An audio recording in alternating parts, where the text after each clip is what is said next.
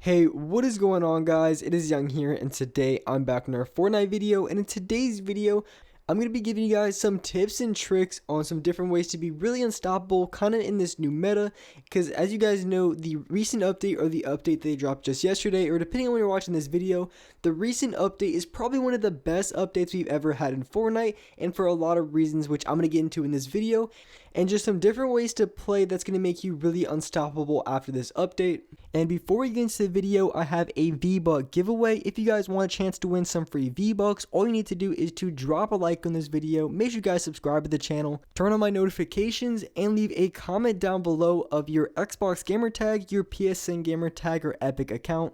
And as well, if you guys don't already, make sure you guys have me added and supported as a creator. It's super simple to do. All you need to do is go to the item shop, then just tap X and hit support a creator, and then type in my code. It's the same as my gamer tag. Just type in Young Humor and you will have me added and supported as a creator. And alright guys, let's go right to the video.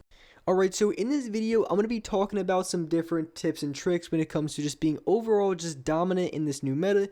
And before we start, for whatever reason, my game audio didn't even save. I've literally never had that happen, but for whatever reason, the audio for the gameplay didn't save when I saved it to my computer. But it is what it is. It still really doesn't make too much of a difference, and it's still a 21 kill solo squad. And trust me, with all these new updates coming into the game, you guys are about to see a lot of 20 kill solo squads coming up just in the next few days, because I'm going to be dropping a ton of them. No doubt about that, unless I just go on some choking spree where I'm just choking every single game. But honestly, with this new update, they added a lot of really good changes that a lot of players want. And honestly, I feel like the only reason they did it is because Apex was taking a lot of views. A lot of people were switching over to Apex, watching the game, just playing the game, and just different things like that. And it was taken away from Fortnite. So they just decided to listen to the community and then just make a lot of changes to the game, like adding HP per kill. They nerfed the planes, they nerfed deagles, and they increased turbo build. So they basically did a lot of changes that the community wanted. So overall, a really good update, and one of the best updates I think has been added to the game. And with that being said, really the best part about this update is the HP per kill. And I know they were hinting at a bunch of other things that they did end up releasing as well, but I didn't think that they were going to add HP per kill. Maybe you guys knew that they were going to release it, but honestly for me it came out as a surprise. I had no idea, and honestly I couldn't ask for a better update.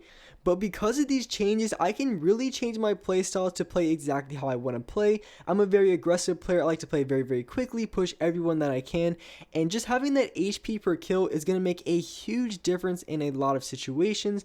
And definitely in the way I play, I'm going to be able to challenge a lot more gunfights that I normally wouldn't challenge. And be able to go for players when normally I would have to go for heals. Because if I don't, then I know for sure I'm not going to get any heals off. And I'm not going to be able to win that gunfight. So definitely a major positive change to the game. But as far as when it comes to your playstyle and how you should play, honestly, I think this is the best time more than ever to play as aggressive as you can, because there really isn't too much incentive to just sit back unless you're just unless you just want to have 0 kill wins and then not get better at the game. Of course, you can just sit in the back of the map, but honestly, for those of you guys who don't land at these high kill areas, I would honestly recommend landing at these areas, because it's been easier than ever to pop off and get kills, because as long as you can get kills, you're going to have HP, and that really was my biggest concern. I feel like it honestly is the biggest concern of anyone who goes to these areas, because once you come out of that area, I mean, even if you pop off with maybe 6, 7, or even 8 or more kills, you're not going to have any mats, you're not going to have any shield. But since you have HP per kill, no matter what, if you're getting a lot of kills in that early game, you're always going to have shield. Most of the time, you're going to have max shield and some extra minis saved up, because if you're just popping off for kills every time that you pick up a mini or pick up a big pot, you're not even going to be using it, because the only thing that you're going to be using is basically just the HP that you're getting for the kills. So really, you're going to be stacking a bunch of shields, stacking a bunch of HP, and because you're stacking all that HP and everything like that, you're going to be able to play a lot more aggressive and to play a lot more faster. And that's one thing that I noticed pretty much in every single game that I was playing, is I would go for a lot of kills in tilted towers.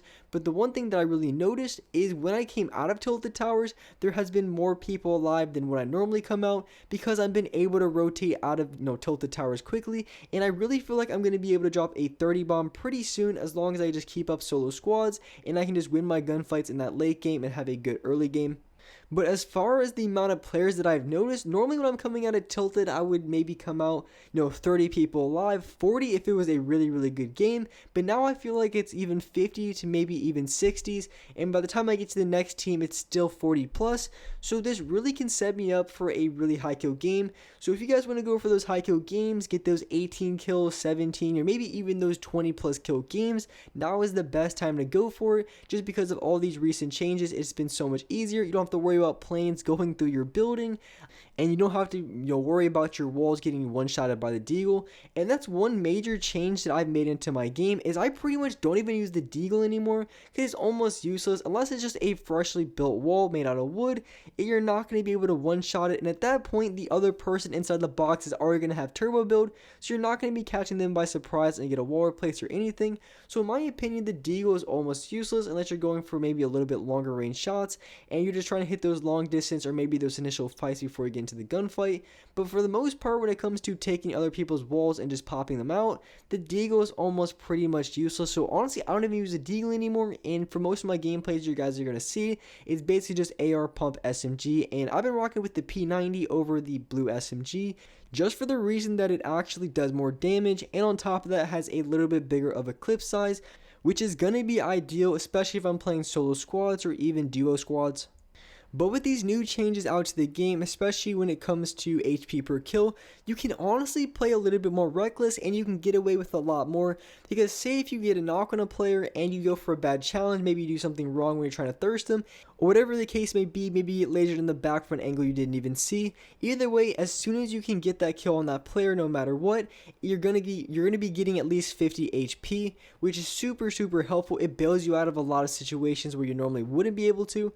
Because I know for a lot of times after you get a knock on a player, you have to be really careful. Because pretty much if you're playing solo versus squads, or you're playing against any squad with multiple people alive, what's going to happen is the second you get one knock on a player, the entire team is going to focus on whoever knocked them and what their teammate is doing, if they're going to thirst you or not. So really you have to be very careful after you get a knock. But you can play a little bit more reckless after you get knocks, because you're going to get that HP back even after you get the kill. And if you kill a duo, if you kill 2 players, then you're going to get 100 HP. If you kill 3, then 150 HP. So you really can play a little bit more dumb, if that makes any sense, just because you're going to be getting that HP back. But that doesn't mean every single time that you get a knock you should go for the thirst instantly, because honestly the best thing that you can do is just try to keep high ground for as long as possible. Because if you give up your high ground, and especially in a squads game, if you give up your high ground every single time that you get a knock, eventually it's going to bite back and you're not going to be able to finish off the other team. Because what's going to happen is you're going to get that knock, and then after you get the knock, the other 3 players are going to be above you or from different angles, and it's going to be very difficult to kill the remaining 3 players. Even if you have the HP, it's not going to do you too much justice if you don't have any sort of high ground or any sort of advantage on the other players. And the one thing that I've been doing a lot more since there is HP per kill, and one of the games I had just earlier, I actually came out of Tilted with 13 kills. Crazy gameplay. I ended up dying. I think I had like 17 kills with like 16 left. So really unfortunate. I should have had another 20 bomb there, but I did come out of Tilted Towers with 13 kills, meaning that it really could have been a high kill game.